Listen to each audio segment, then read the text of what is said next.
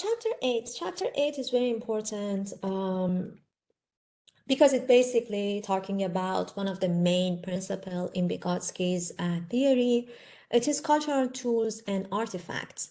So what is tool? The tool could be as easy as a rope or a stick, or it could be as complicated as a computer, depending on the environment that children grow up. I mean, if their family could afford a fancy computer, this is so good, so the tool could be fancy. However, in some rural areas, there is not that much resources, so children might end up with a rope or a stick. But they would get whatever they want eventually, as these tools can help them to interact with people and just learn more about different tasks. It can also help them to just develop higher mental functions such as attention, like honing their memory and verbal thinking. Another aspect of tools could be some stuff like language, which is very important. It could be science, it could be maps, and it could be rituals. So what do I mean by language? I would say language is very helpful. I mean, it's just very helpful because it can basically help you to just communicate with people, share your idea, and literally learn from them. And that's why we can actually say that language is just a big part of ZPD or zone of proximal development, because without communicating with children or children without communicating with adults or a knowledgeable peers, they cannot learn anything, right? This is the same case for science as well. Children who cannot speak or, I mean, they are not able to speak, they might have some like learning disabilities or language problem, they could use sign language, they could use other stuff, but eventually they can communicate with people, and that kind of communication and interaction, they are so important.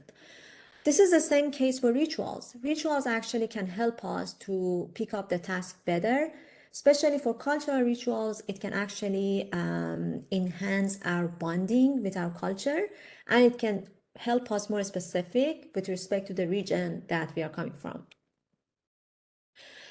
Another point here that's very important, I literally highlighted that, it's toys and games. They are so helpful, they are so important because it can help children to just, first of all, communicate with each other, or at least imitate doing some task using toys. There are some research out there, but the finding is just kind of mixed. Because, like, depending on each culture, the finding might be different about toys and like games. Because, like, each culture has its own different toys, and each culture has its own way of playing, or even like each family has its own tradition. For example, my culture, people are just bonding a lot, they are just so nice to each other. But in my family, I grew up most of the time lonely because I didn't have any sibling until my puberty, and my parents, they were just working outside, and I was raising in a capital city. So basically, in big cities, there is not that much interaction in the streets between children. Like, everybody actually raised their own children in their house. So I didn't have that much opportunity to just hang out with kids in the street. My mom, she was very protective of me. So all the time I was just playing with my own toys or video games. So that is actually how I grew up. And so that's why, based on me, you cannot get a finding about Iranian culture or like Persian culture in general, because I'm just one example of that culture. But everybody in my country, their children, they are just interacting with each other a lot. I was just raised without any sibling, and that was the case. So that's why we have mixed research finding here.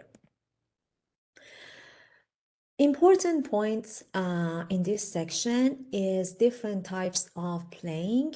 Make sure you know what is, like, for example, sociodramatic play or solitary pretense. So I would give you some examples, but you can just find them in your book. It is very interesting. I read them several times, and every time I'm just learning more and more. But the whole idea of pretend play and playing and using toys is just developing your social skills and interaction. And it can actually honing the whole idea of learning in children.